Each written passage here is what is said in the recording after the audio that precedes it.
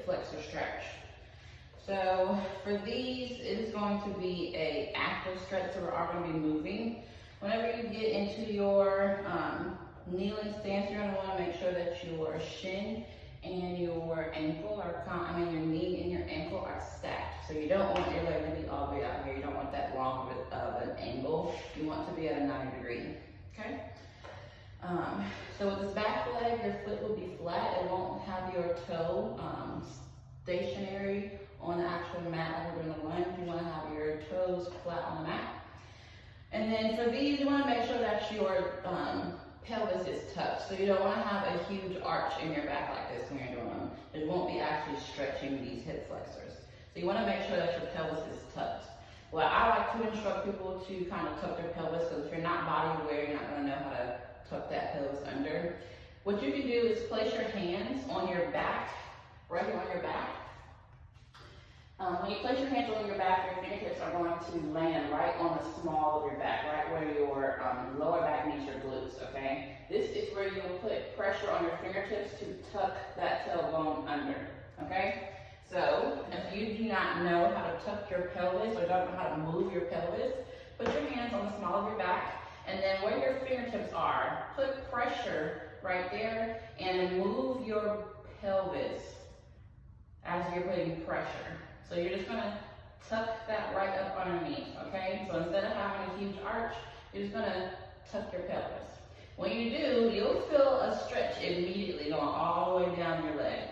So that way when you lean, you won't be able to lean all the way here. When you do, you'll have this huge arch in your back because you're not activated right now. After you activate your hip flexors, you're not gonna be able to move that far because they don't stretch that much. Okay, and they're probably super tight anyway. So you want to first make sure your knee and your ankle are nice and stacked. Next, you want to make sure your toes are laying flat on the mat. And then you want to tuck that pelvis under.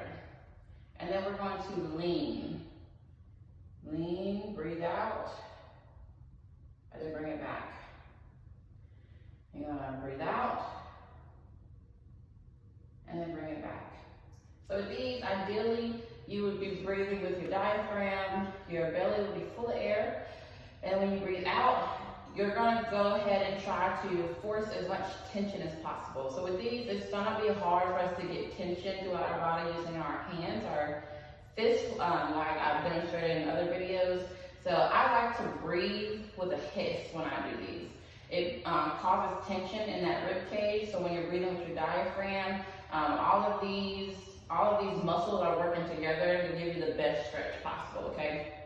So you'll breathe before you move. You go ahead, your pelvis is tucked at this point. You'll breathe in with your diaphragm. Nice big belly breath. And when you lean, you're gonna breathe out.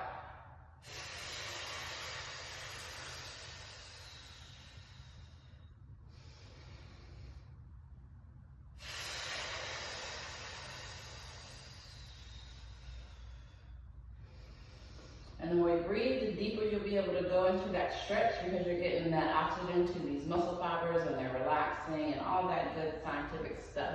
Just know that you're going to want to make sure that you have a lot of tension inside of your body when you're doing this exercise. So you want to breathe with your diaphragm, and you want to go ahead and make sure that you're breathing out in a way that's causing tension. I like to do a hiss.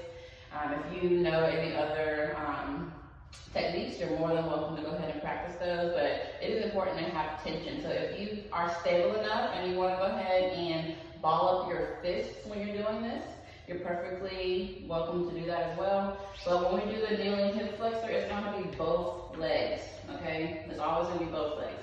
So stack that knee and that ankle. My foot is flat, my pelvis is tucked, and when I breathe in, I'll breathe in with my diaphragm, and I'm going to lean, okay?